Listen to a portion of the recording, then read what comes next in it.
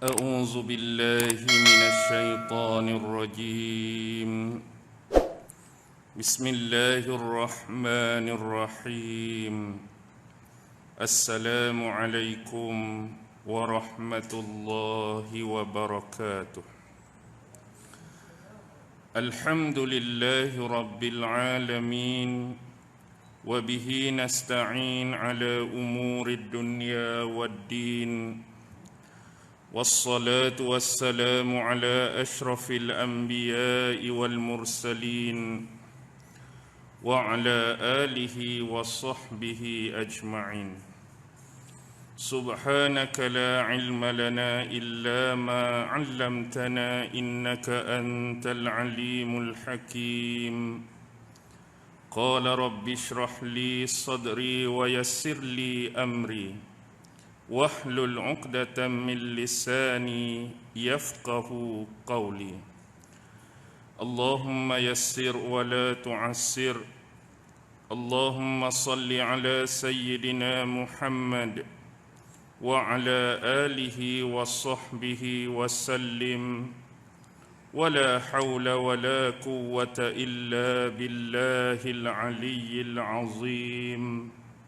أما بعد Alhamdulillah, syukur kehadrat Allah Subhanahu wa Ta'ala kerana dengan limpah kurnia, rahmat, kasih sayang dan inayah daripada Allah Subhanahu wa Ta'ala, Alhamdulillah, pada malam ini kita sekali lagi sama-sama ditempatkan oleh Allah Subhanahu wa Ta'ala pada sebaik-baik tempat.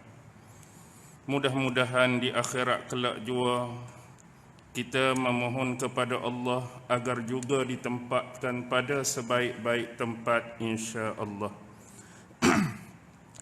Tuan-tuan, puan-puan, hadirin hadirat, muslimin muslimat yang dirahmati sekalian, berbekalkan masa yang ada, marilah sama-sama kita membaca, merenung, menghayati dan mentadabbur dua potong ayat yang difirmankan oleh Allah Subhanahu wa Ta'ala di dalam surah yang ke-22 di dalam Al-Quran, merujuk surah Al-Hajj ayat 73 dan 74, yang mana Allah Subhanahu wa Ta'ala berfirman, A'udzu billahi minasyaitonir rajim.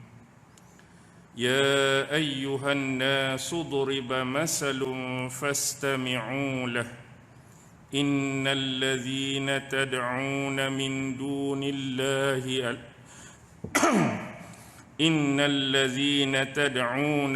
دون الله لن يخلقوا ذبابا ولو اجتمعوا له وإن يسلبهم الذباب شيئا لا يستنقذوه منه ضعف الطالب والمطلوب ما قدر الله حق قدره إن الله لقوي عزيز. Surah Al-Hajj 73 dan 74.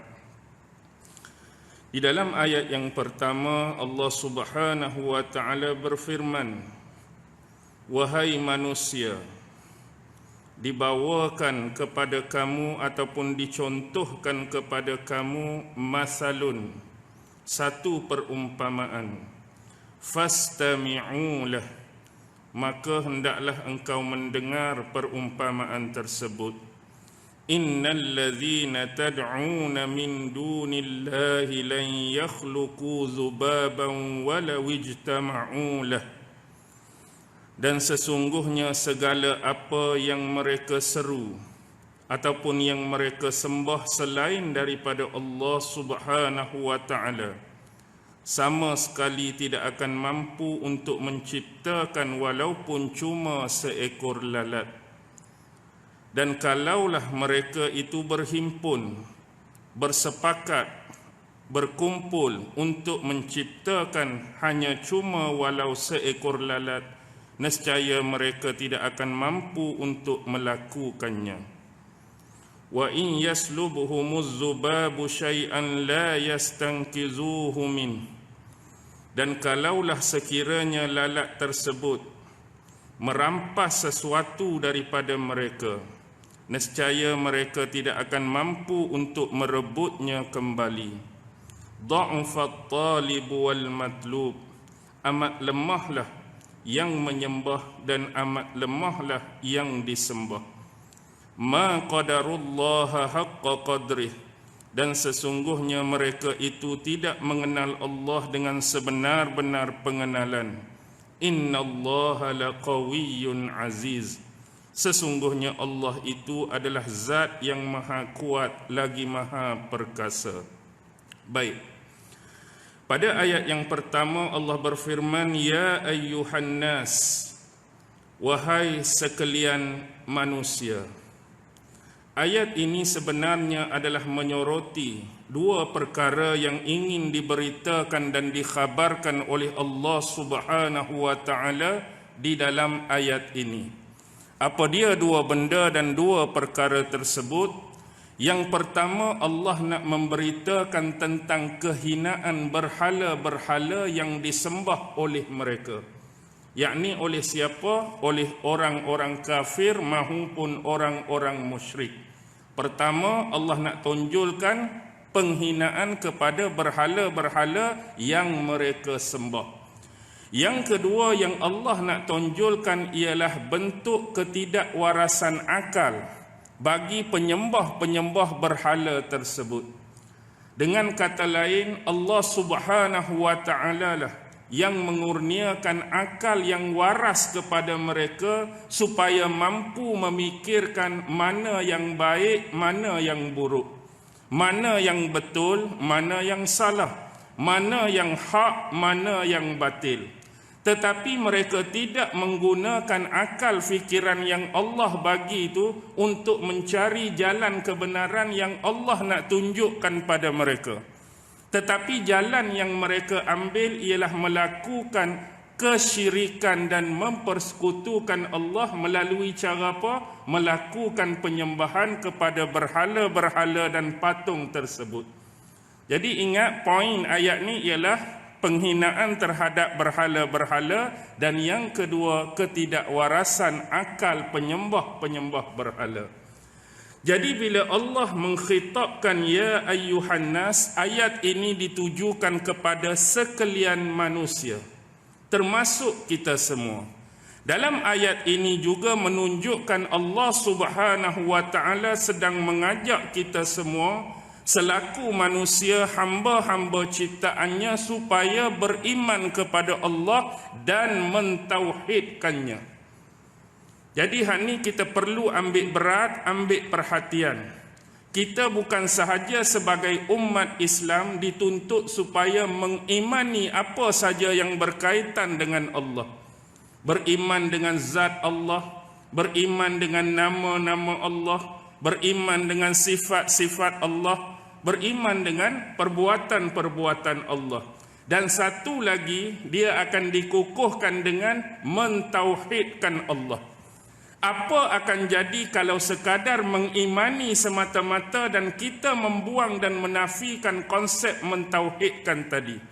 Maka dia akan jadi tergelincir dan terbabas. Sama seperti konsep ataupun akidah yang dipegang oleh golongan Nasrani. Kalau ditanyakan kepada golongan Nasrani, mereka percaya atau tidak kepada Allah? Ya, mereka percaya. Beriman atau tidak beriman, tetapi bagaimana dengan konsep akidah mereka? Adakah tauhid ataupun trinity? Mereka berpegang dengan akidah trinity, tiga dalam satu tu. Dalam tu ada Allah, dalam tu ada Holy apa? Dia sebut Holy Ghost kan, Ruhul Kudus, dan satu lagi Nabi Allah Isa alaihi salam. Tapi konteks keimanan pada Allah ada ke tak ada? Ada. Tetapi cara mengimani Allah tu bukan dalam bentuk tauhid, juga boleh tersasar daripada jalan yang sebenar. Baik, Allah juga mengajak kita supaya mengikuti setiap syariat dan seruannya. Tetapi Allah, dia suruh ikut dia bukanlah secara terus atau langsung. Maksud saya di sini menggunakan wasilah dan perantaraan. Siapa? Jadi kalau kamu nak ikut aku, segala perintah-perintah aku, maka ikutilah utusan-utusan aku. Siapa dia? Yang namanya Nabi-Nabi dan Rasul-Rasul yang aku utuskan di kalangan kamu. Jadi cara nak ikut aku, ikutlah Nabi-Nabi aku. Cara nak ikut aku, ikutlah Rasul-Rasul aku. Itu bentuk ajakan Allah.